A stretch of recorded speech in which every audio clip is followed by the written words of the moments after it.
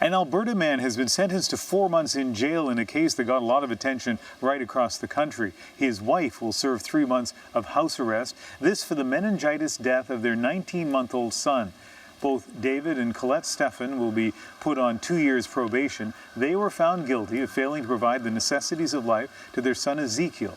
Before the judge announced the sentences, David Stephan thanked the people who supported them throughout the trial.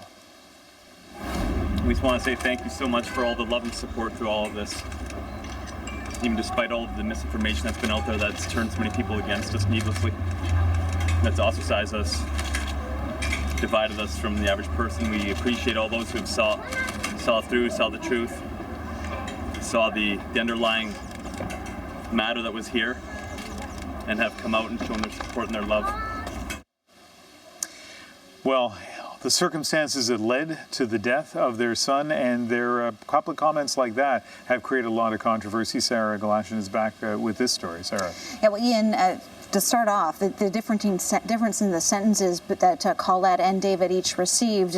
David receiving the 4 months in jail, Colette the 3 months house arrest. The judge saying that there was a reason that he decided to go in a different direction here. Colette did research, the judge said, had gone on the internet, looked up what might be wrong with her son, had actually called a nurse as well. But the judge said that she behaved in a way that was willfully blind to the information that she was receiving, whereas David, the father, simply got more nutritional supplements to give to the child, and instead of calling 911, decided to call his father for advice instead.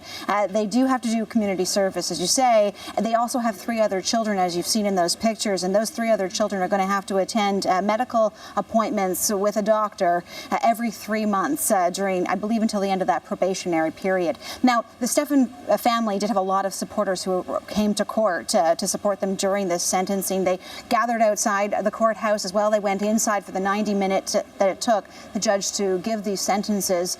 And at one point there was an interruption, one protester standing up and yelling support for the Stephan family. But for the most part, they said their piece outside of the court, and this is a little bit of what they had to say. Eventually, we're hoping that we can just get more parents aware that they do have the rights to take care of their kids in the way they feel is appropriate. Obviously, we're needed, and hopefully we can move forward in a political sense and create laws that protect families. That view, though, really seems out of line with the evidence in this case, with the verdict in this case, and what the judge said during the sentencing. It certainly did not go unchallenged. Well, it didn't, because actually as many supporters as there might have been for the Stephan family, there were others who showed up to demonstrate on the other side of this issue. A group of medical doctors and educators came out to make it clear that there is support for the decision that this judge has made. And I want to play you a clip from a general practitioner, or pardon me, a general surgeon who came to court. She wanted this opinion to be heard.